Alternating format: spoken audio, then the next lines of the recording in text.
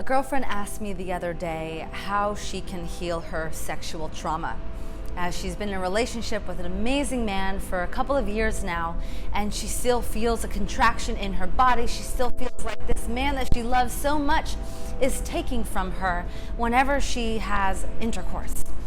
So what does one do to regain that power, that self-love, and the enjoyment that is there to make love with someone that you love and let go of the past and step into the present?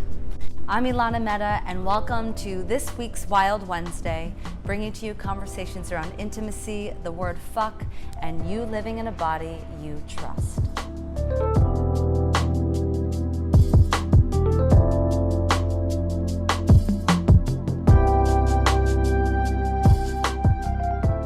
So what I asked my friend was, what does your own personal intimacy, masturbation practice look like?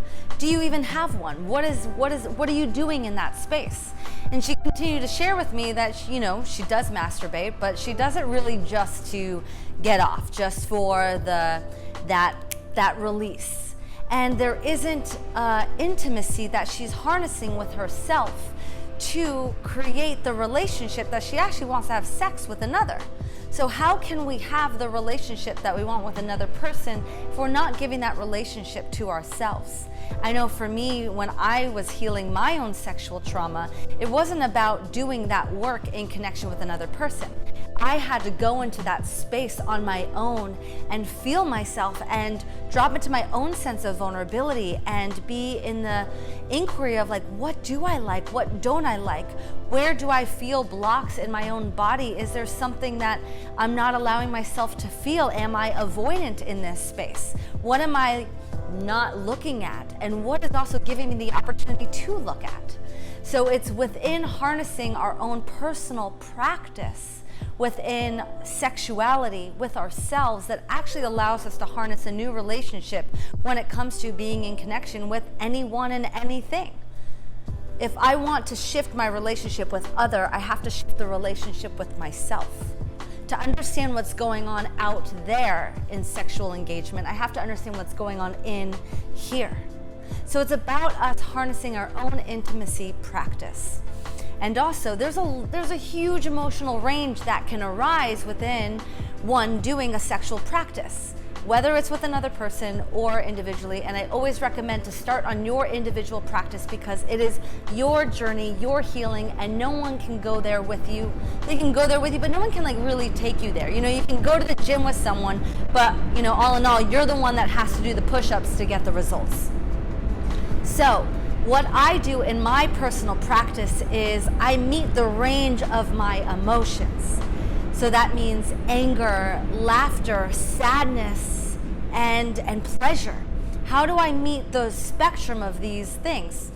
So I will be in a pleasure practice and I'll feel my anger. Even if I'm not angry, I will touch anger. So go, "Rah, ah," and make noises and move my body in a way that allows whatever tightness, whatever anger I avoided. Maybe it's not my anger, it's anger towards something else. Maybe I'm feeling the anger around, the pain of the women or the pain of the earth, just like anything that can bring me to a place of evoking that emotion in myself.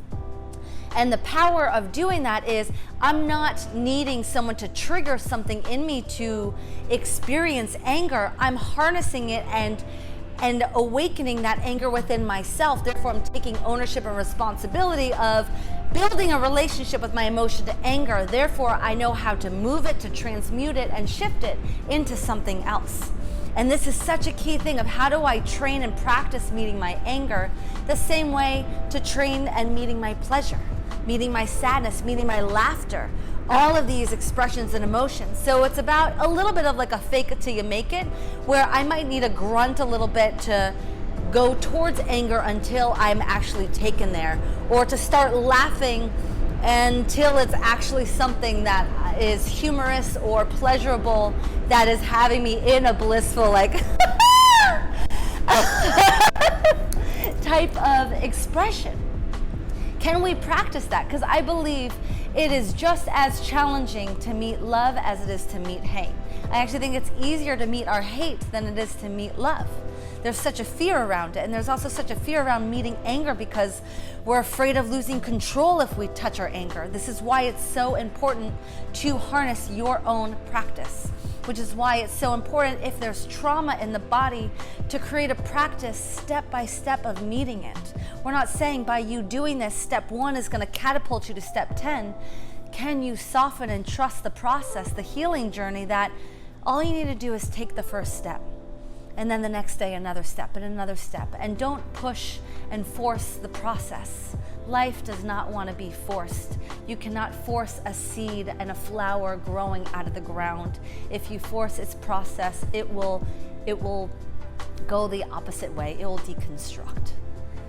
So how can you see yourself as this delicate flower, see yourself in your own process, and create your own personal pleasure practice within the range of your emotions for you to experience and change your relationship with sex, with your sexuality, your sensuality, your intimacy, your way in which you connect with the world, all starting with you, yourself, your body, your mind, your personal connection, your love. Thank you, body. I love you, body. And from there, my sweet, sweet friend, this is where the conversation gets really juicy. Thank you so much for tuning in, and please join us next week for Wild Wednesdays. All my love.